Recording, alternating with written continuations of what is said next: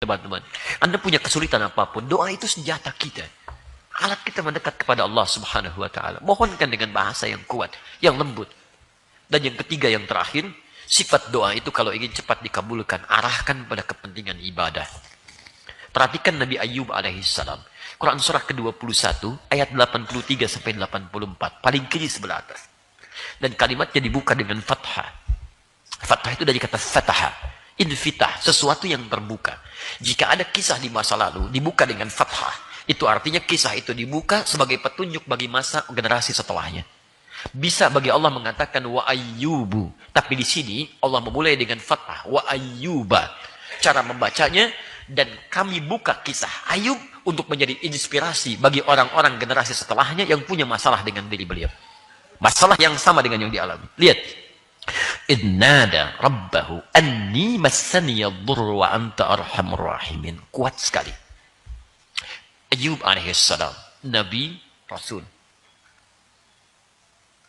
Dekat dengan Allah. Sangat disayang oleh Allah. Surganya jelas terjamin.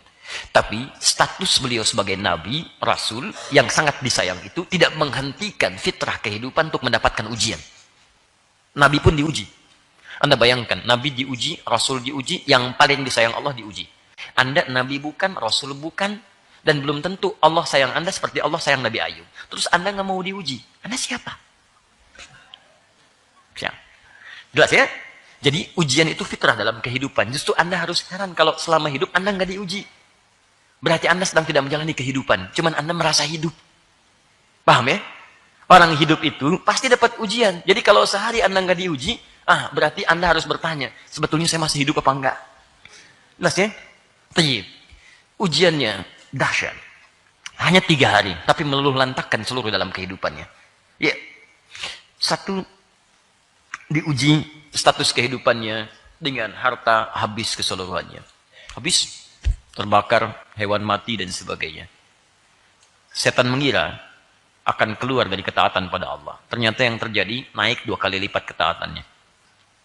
Ujian kedua, masuk pada keluarganya. Semua anak-anaknya wafat. Sehari 12 anak. Mengeluh? Tidak. Meningkat ketaatannya. 3, diberikan penyakit. Ya, penyakit. Yang kiranya tidak pernah dialami orang sebelumnya, tidak akan dirasakan orang setelahnya. Hati-hati ya. Saya ingin tegaskan, saya belum mendapati riwayat yang valid tentang jenis penyakitnya. Kalau di Quran tidak sebutkan jenisnya, ini artinya bukan untuk dicari jenisnya, tapi untuk diambil hikmahnya. Jadi antum tidak perlu kreatif mengarang jenis penyakitnya. Jelas ya? Nabi Ayub terkena penyakit kulit, kena belatung. Belatungnya banyak lagi. Begitu mau sholat, dicopot dulu belatungnya. Sudah sholat, dipasang lagi. Ada kerjaan. Nggak ada kerjaan. Jelas ya? Tapi penyakit ini tidak diderita orang sebelumnya, tidak akan dirasakan orang setelahnya. Poinnya adalah, lihat baik-baik. Beliau diuji dengan kesenangan, konon 20 tahun. Ujian itu, sakit, anak meninggal, 12, harta habis semua, 7 tahun berlalu. Istrinya datang. Bahasa kita, Pak, mohonlah kepada Allah, sembuhkan penyakit. Istrinya hebat, tidak minta kaya. Coba kalau ibu istrinya jadi istri Nabi Ayub. Mumpung bapak Nabi, kapan lagi jadi Nabi? Masya Allah. Pak, minta sembuh, kaya, please punya anak lagi. 3, istri Nabi Ayub, karena tarbiyahnya jalan, bahasa kemanusiaannya sederhana, minta sembuh. Minta sembuh. Apa jawab suaminya? Kata suaminya, berapa lama kita diuji kesenangan? 20 tahun.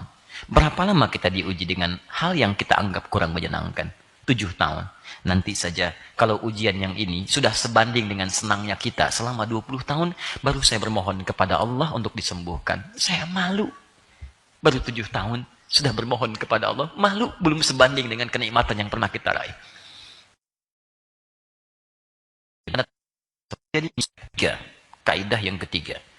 Begitu penyakit itu mulai mengganggu Nabi Ayub untuk menunaikan ibadah. Ini poinnya. Saat penyakit datang, ibadah ditunaikan nyaman, itu tidak ada masalah. Minta. Tapi ketika mulai mengganggu itu durun bahasa Arabnya. Durun, sudah ada gangguan fisik, sudah tak nyaman ibadah dan sebagainya. Maka mulailah bermohon kepada Allah. Ya, lihat kalimatnya. Idnada Rabbi anni masani yadhurru wa anta arhamur rahimin. Ya Allah, penyakit ini sudah mengganggu saya untuk bisa fokus beribadah kepadamu. Mengganggu kekhusyuan saya untuk beribadah kepadamu. Maka mohon ya Allah, hanya Engkau yang paling sayang kepada saya. Sembuhkan saya ya Rabb, agar bisa nyaman lagi ibadah kepadamu. Kalau pada yang paling sayang saja kepada saya tidak menyembuhkan, lantas kepada siapa lagi saya mesti memohon? Anda tahu apa yang terjadi? Begitu beliau mohonkan dengan kalimat yang kuat, dengan bahasa menyentuh, dengan tujuan untuk ibadah, kalimatnya turun langsung. Ayat 84-nya. Fastajabna. Kami jawab, kami kabulkan doanya. Lihat. Fastajabna. Kami jawab. Kami sembuhkan kemudian penyakitnya, hebatnya, lihat kalimatnya. Ini yang paling indah. Kemudian kami kembalikan keluarganya. Wa atainahum mislahum. Ya. Wa atainahum. Kami kembalikan lagi keluarganya. Dan yang paling indah, yang semisalnya. Wa mislahum ma'ahum rahmatan min indina. Wa mislahum ma'ahum. Lihat baik-baik. Tadi Nabi Ayub punya anak berapa? 12.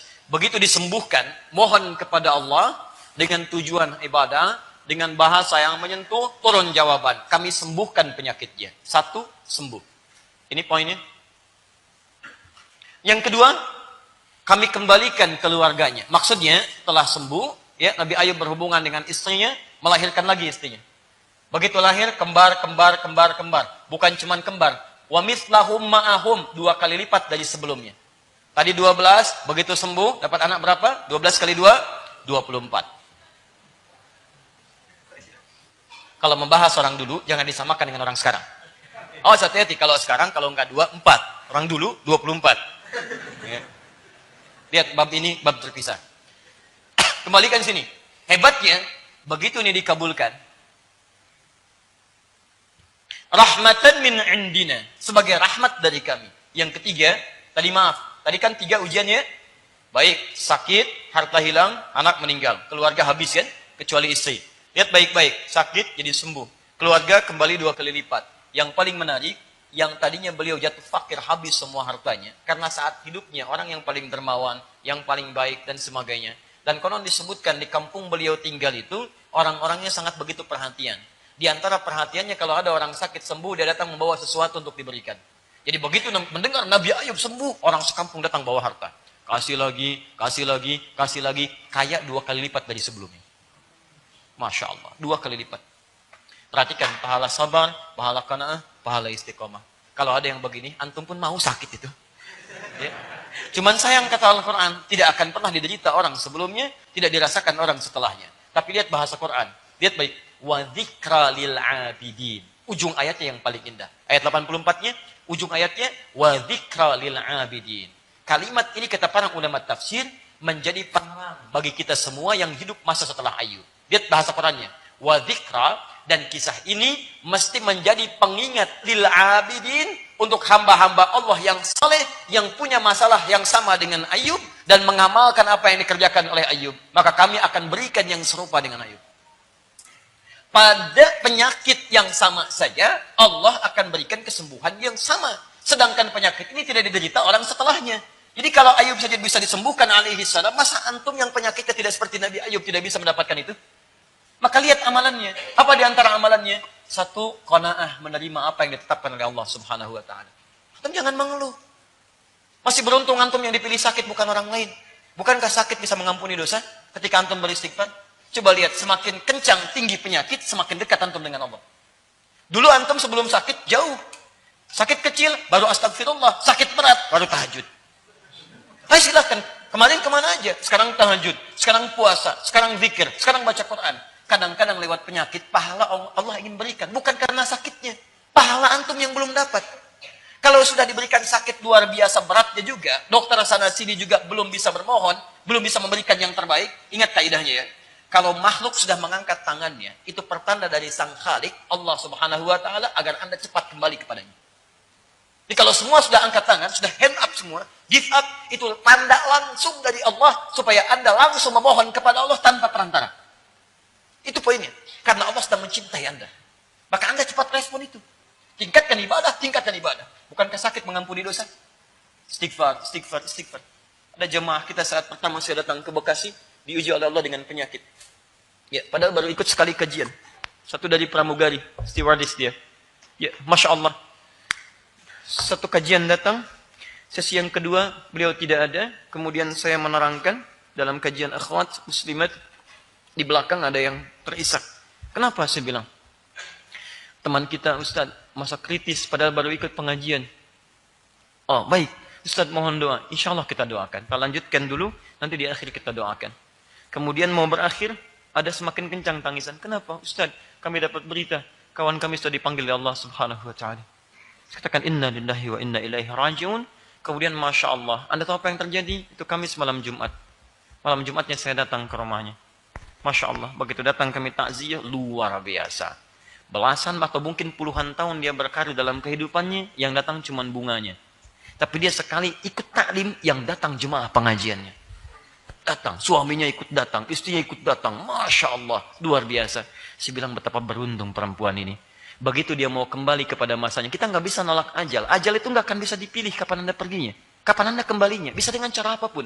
Tapi Allah berikan jalan terbaik untuk perempuan ini pulang. Apa yang terjadi?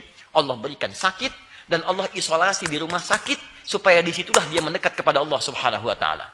Dalam bahasa manusia tidak sembuh. Dalam bahasa nilai keimanan kita, hey, dijaga oleh Allah supaya tidak balik lagi mendengar yang haram lagi, melihat yang salah lagi, mengatakan yang tidak baik lagi, bergaul dengan orang-orang yang tidak baik lagi. Ditutup di situ sampai wafatnya kepada Allah Subhanahu Wa Taala. Saya katakan betapa beruntung ketika pulang, dia sudah diampuni dari dosa-dosanya, insya Allah, dan dijaga tidak berbuat maksiat lagi. Pertanyaannya, maaf, kita bagaimana cara kembalinya? Tahu apa yang terjadi? Ini meninggal tempatnya di sini. Ya, saya katakan, malaikat maut datang menjemput nyawanya. Saya tidak tahu malam ini, malaikat mau kemana. Tiba-tiba apa yang terjadi? Besoknya, ini tempat kami tinggal, malaikat maut cuman lompat sekompleks ini. Ini yang meninggal. Ini ibu-ibu, ini seorang bapak. Aktif di perusahaan, macam-macam dan sebagainya. Qadarullah meninggal. Meninggalnya pun bagus, Masya Allah. Dan ketika meninggal, keaktifannya di perusahaan hanya meninggalkan karangan bunga. Yang paling hebat, yang datang siapa? Orang-orang masjid dan mengatakan, Ustaz, tahukah Ustaz kalau itu pejuang subuh. Datang subuh, Masya Allah. Antum, bagaimana cara kembalinya?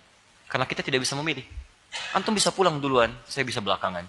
Atau dibalik, saya belakangan, antum duluan. Bisa terjadi. Ya. Antum katakan, sama aja Ustaz. Boleh, ya. Saya duluan setelah antum, gak ada masalah. Ya. Jadi, minta dengan bahasa yang kuat. Mohon kepada Allah. Minta. Dan minta dengan tujuan itu. Ibadah. Ibadah. Ya. Arahkan ke situ. Ya Allah, saya mohon ya Rabb. Saya mohon ya Rabb. Saya mohon berikan hidayah kepada kedua orang tua saya, ya Allah. Saya mohon supaya dengan itu semua saya bisa salat bersama mereka, ya Allah. Bisa mengimami mereka, ya Allah. Bisa berhaji ke Baitullah. Bisa meningkatkan takwa kepadamu. Ketika permohonan diarahkan pada ibadah, lebih cepat dikabulkan dibandingkan dengan urusan dunia saja. Konsep ini bisa dipakai dalam turunan kehidupan kita. Maaf, antum sering bermohon kepada Allah. Kenapa cuma minta dunia? Coba cek, kebanyakan orang yang belum punya kendaraan, itu sukanya minta kendaraan. Kurang pak, kurang lengkap kalimatnya. Minta kendaraan, tujukan untuk kepentingan ibadah. Ya Rabb, PTM jaraknya cukup jauh dari tempat saya, ya Allah. Jalan kaki berat, ya Allah. Datang kajian sudah selesai. Ya Rabb, mohon berikan kesempatan. Jadikan, ya Allah, bagian dari kehidupan saya mendapatkan raihan dari surga. Dengan kendaraan yang mengantarkan saya pada penuntutan ilmu yang baik. Saya ingin merubah hidup saya, ya Allah. Saya ingin hijrah, ya Allah. Saya ingin lebih baik sholatnya, ya Allah. Saya ingin belajar. Saya nggak minta banyak, ya Allah. Motor. Misal gitu kan. Minta. Dengan bahasa yang baik. Itu biasanya lebih menarik gitu. Ya, dan biasanya lebih cepat menghasilkan suatu kebaikan. Ya, butuh rumah, cari rumah 1 miliar misalnya. Atau taruhlah berapa. Mohon, ya Allah. Saya sudah banyak menunaikan sholat, ya Rabb. Sesuai dengan kuasamu. Sesuai dengan pengetahuanmu. Tapi mohon, ya Rabb. Sampai saat ini saya belum punya kemampuan berzakat dengan maksimal, ya Allah. Mohon sebelum wafat beri kesempatan saya berzakat. Saya tidak minta banyak, ya Allah. Mohon berikan 25 juta saja untuk berzakat. Masya Allah. Zakat berapa persen? 2,5%. 25 juta itu berarti mintanya berapa? 1 miliar. Baik ya? Ya, untuk zakat 25 juta, sisanya beli rumah. Masya Allah. Ayo praktekkan. Sekira malam-malam tahajud semua lagi ya. Minta. Luar biasa. Baik. Jadi satu itu, kemudian setelah berdoa, coba ikhtiarkan dengan ikhtiar-ikhtiar muamalah harian. Apa diantaranya? Coba tutup peluang-peluang untuk bisa fokus ibunda dan ayahanda itu kepada keyakinan-keyakinannya. Misal, hari-hari Ahad saat dia mengingat sesuatu, ajak kemudian untuk keluar. Undang teman-teman yang kiranya baik, punya akhlak yang baik. Datang ke situ atau ibu anda undang untuk mengunjunginya. Di situ diskusilah dengan kebaikan-kebaikan. Saling menyayangi, berikan hadiah terbaik, tunjukkan akhlak mulia. Dengan itu semua, insya Allah ada hidayah, insya Allah hadir dan tertuang dalam kehidupannya. Saya hanya bisa membantu berdoa, mudah-mudahan Allah Subhanahu wa taala berikan yang terbaik, dan apa yang bisa saya bantu silahkan disampaikan, mudah-mudahan dengan ikhtiar itu Allah mengabulkan.